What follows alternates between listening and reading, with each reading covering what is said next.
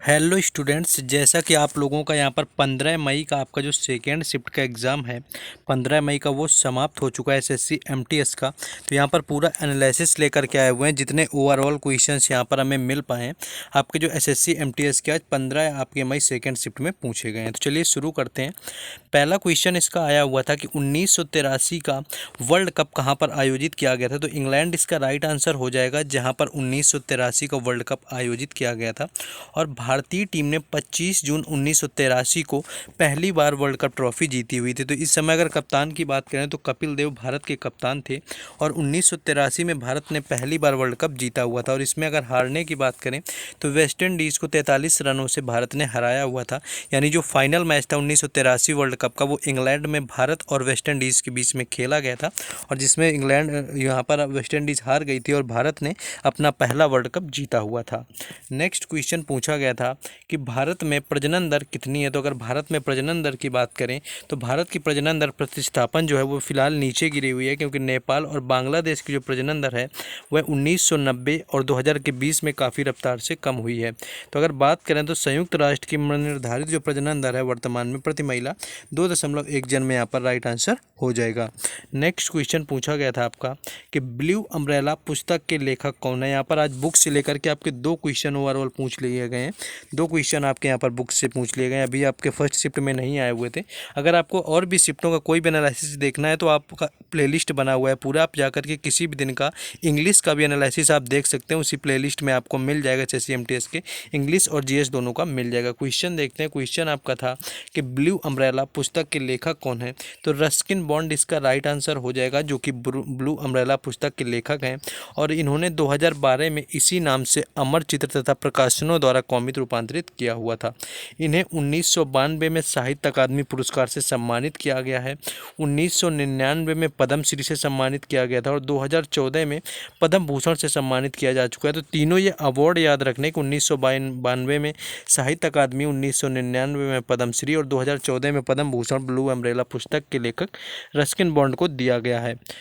Next question था कि साहित्य का जो नोबेल पुरस्कार है 2022 में किसे दिया गया है। तो साहित्य के नोबेल पुरस्कार की बात करें तो वर्ष 2022 का नोबेल पुरस्कार जो है फ्रांसीसी लेखक एनी एरनॉक्स को साहस और नैदानिक तीक्ष्णता के साथ में आपको व्यक्तिगत स्मृति और व्यवस्थाओं के लिए दिया गया। तो यहाँ पर एनी एरनॉक्स आपका राइट आंसर हो जाएगा, जिन्हें कि साहित्य का नोबेल पुरस्कार 2022 में आपका दिया गया है।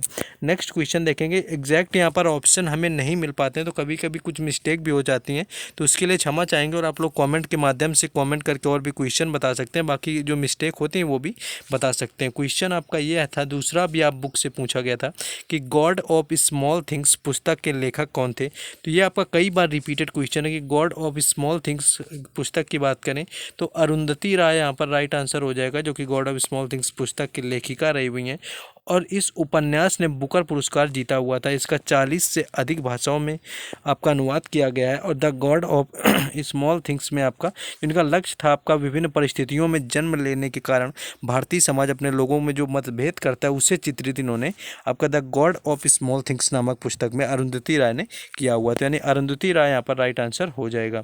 नेक्स्ट क्वेश्चन देखेंगे, लेकिन उससे पहले आप लोगों को बस सपोर्ट के लिए वीडियो को लाइक कर देना है और चैनल को सब्सक्राइब कर देना है, ताकि आप लोगों के लिए अच्छे से अच्छा हम एनालिसिस लेकर आते रहें। आप लोग ही सपोर्ट करेंगे तभी हम कुछ आगे बढ़ पाएंगे। तो आपको बस वीडियो को लाइक और चैनल को सब्सक्राइब करना है।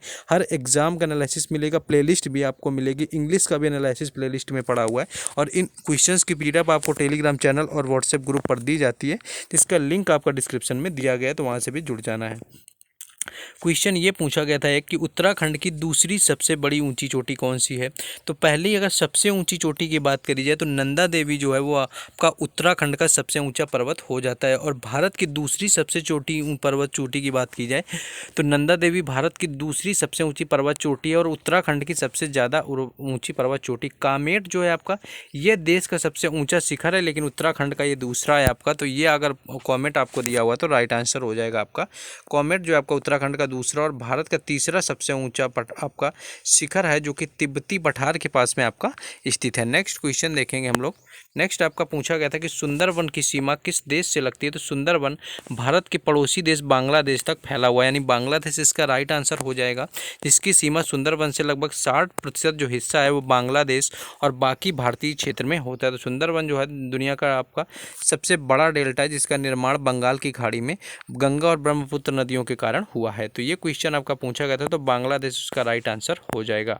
नेक्स्ट था कि गेहूं उत्पादन में दूसरे नंबर पर कौन सा देश है। तो दूसरे नंबर की बात करें तो दूसरे नंबर पर भारत आता है, जो कि गेहूं उत्पादन करने में आपका देश है। और पहले नंबर पर बात करें तो आपका चीन जो है वो पहले नंबर पर गेहूं उत्पादन में आपका अग्रणी देश है। चावल की बात करें तो चावल में भी आपका अमेरिका पहले नंबर पर आता है और भारत का दूसरा नंबर चावल में भी हो जाता है, जो कि आपका पूछा जा चुका है। फेस्टिवल से आपका बिल्कुल अलग क्वेश्चन यहाँ पर पूछा गया था कि जो हल्ला मोहल्ला आपका होला मोहल्ला था एक्चुअली, कि होला मोहल्ला त्यौहार जो है वो किस राज्य से संबंधित है, यानी किस आपके राज्य में मनाया जाता है। तो होला मोहल्ला आपका पंजाब में मनाया जाने वाला वार्षिक सिख त्यौहार, यानी सिखों के द्वारा मनाया जाता है होला मोहल्ला, जो कि पंजाब इसका राइट आंसर हो जाएगा। ये 24 मार्च से 19 मार्च तक मनाया गया था। और कीरतपुर साहिब और आनंदपुर साहिब इस उत्सव के लिए चुने गए दो स्थान होते हैं। तो कीरतपुर साहिब और आनंदपुर साहिब में इसे मनाया गया था मार्च के महीने में होला मोहल्ला। तो पंजाब इसका राइट आंसर हो जाएगा। नेक्स्ट आपका क्वेश्चन यहाँ पर एग्जैक्ट थोड़ा कम समझ में आया हुआ है। एक्चुअली आपका फ्रेश वाटर डे आपका पूछा गया था। फ्रेश वाटर डे आपका पूछा गया था आई थिंक, कि जो आपका ताज़े पानी का दिवस है वो आपका कब मनाना शुरू किया गया। तो एग्जैक्ट यहाँ पर ताज़े पानी के दिवस से रिलेटेड कुछ नहीं मिला। आपका वर्ल्ड वाटर डे होता है आपका। अगर आपका क्वेश्चन में थोड़ा सा एग्जैक्ट थोड़ा फोकस करेंगे, बाकी क्योंकि ताज़े पानी का दिवस हमें नहीं मिल पाया किस बार शुरू किया गया।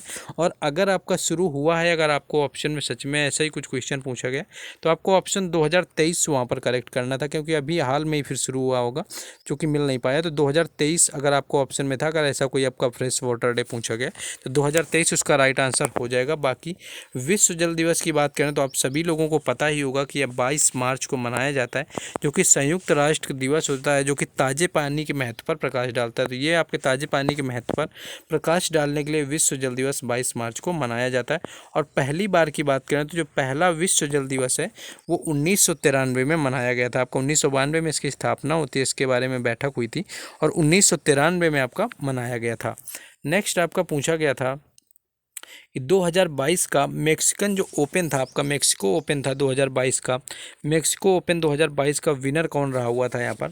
तो राफेल नडाल आपका राइट आंसर हो जाएगा, जिन्होंने 2022 के मैक्सिकन ओपन में एकल का खिताब जीतने के लिए फाइनल में आपका कमरून नारी को हराया हुआ है। तो ये भी पूछा जा सकता है कि जो मैक्सिकन ओपन हुआ है आपका 2022 का, उसमें राफेल नडाल ने किसको हराया हुआ था। तो कमरून नारी को 6-4 6-4 से हराया। और नडाल ने एक टूर्नामेंट के दौरान 30वीं बार एक सेट आपका नहीं छोड़ा हुआ है। तो राफेल नडाल आपका मैक्सिकन विनर 2022 का पूछा गया था। तो राफेल नडाल इसका राइट आंसर यहाँ पर हो जाएगा।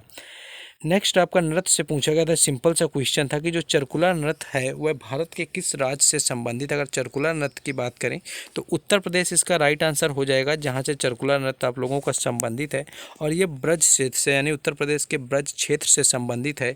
और ये जो नृत्य है होली के बाद तीसरे दिन पर किया जाता है, यानी होली पर मनाया जाता है। कभी ये भी पूछा जा सकता है कि किस त्यौहार के दौरान मनाया जाता है। तो होली के बाद तीसरे दिन पर चरकुला त्यौहार आयोजित किया जाता है, जिस दिन राधा का जन्म हुआ था। तो यह ब्रज यानी कि मथुरा से संबंधित है चरकुला नृत्य उत्तर प्रदेश के, जहां पर इसको होली के तीसरे दिन मनाया जाता है, क्योंकि यहाँ की लठमार होली भी काफ़ी प्रसिद्ध है। नेक्स्ट क्वेश्चन पूछा गया था कि तमिलनाडु में जो आपका तमिल काशी संगम था, एक्चुअली जो काशी तमिल संगम हुआ था वो किस मंत्रालय के द्वारा आयोजित किया गया था। तो तमिल संगम की अगर यहाँ पर बात करें, जो काशी तमिल संगम था आपका, काफ़ी इंपॉर्टेंट क्वेश्चन है। इसमें बहुत सारे लोगों को यहाँ पर कन्फ्यूजन हुआ है कि उन लोगों ने आपका कल्चर लगा दिया है, यानी कल्चर से संबंधित जो मंत्रालय है उसने किया हुआ है, लेकिन केंद्रीय शिक्षा मंत्रालय यहाँ पर राइट आंसर हो जाएगा, जिसने कि काशी तमिल संगम कार्यक्रम का आयोजन किया हुआ है। यानी काशी तमिल संगम केंद्रीय शिक्षा मंत्रालय के द्वारा आपका आयोजित किया गया। तो यहाँ पर राइट आंसर आपका केंद्रीय शिक्षा मंत्रालय हो जाएगा। नेक्स्ट एक क्वेश्चन आपका इस तरह से था कि ब्रिटिश सरकार ने ईस्ट इंडिया कंपनी को सभी अधिकार किस वर्ष सौंपे हुए थे। तो कंपनी राज का आपका अर्थ था कि ब्रिटिश ईस्ट इंडिया कंपनी द्वारा भारत पर शासन किया जा रहा था और ये 1773 में आपका शुरू किया गया था। और जब कंपनी ने कोलकाता में एक राजधानी की स्थापना की तो इसने अपने गवर्नर जनरल जो थे वारेन हेस्टिंग नियुक्त किया था। और एक आपके संधि के परिणाम स्वरूप आपको 1764 का बक्सर युद्ध होता है। तो आपका वहाँ पर इससे रिलेटेड पूछ लिया गया था कि आपका ईस्ट इंडिया कंपनी से कि आपका कब गया हुआ था। तो एग्जैक्ट इसके ना तो ऑप्शन मिल पाए, वो क्वेश्चन में थोड़ा सा डाउट है, तो आप लोग कमेंट में इस क्वेश्चन को बता सकते हैं। बाकी जो इन क्वेश्चंस का पीडीएफ है आप लोगों को टेलीग्राम चैनल और व्हाट्सएप ग्रुप दोनों पर सेंड कर दिए जाएंगे और एकदम अच्छे से आप लोगों के लिए आंसर लगा के बिल्कुल अच्छे से सेट करके और एनालिसिस करने के बाद में और भी क्वेश्चन ऐड कर देंगे। टेलीग्राम चैनल व्हाट्सएप ग्रुप में भेज दिए जाएंगे, आप वहाँ पर जाकर के देख सकते हैं। बाकी आपने वीडियो को लाइक और चैनल को सब्सक्राइब ना किया हो तो बस आप लोगों को इतना कर देना है। बाकी टेलीग्राम चैनल व्हाट्सएप ग्रुप का लिंक डिस्क्रिप्शन में दिया गया है।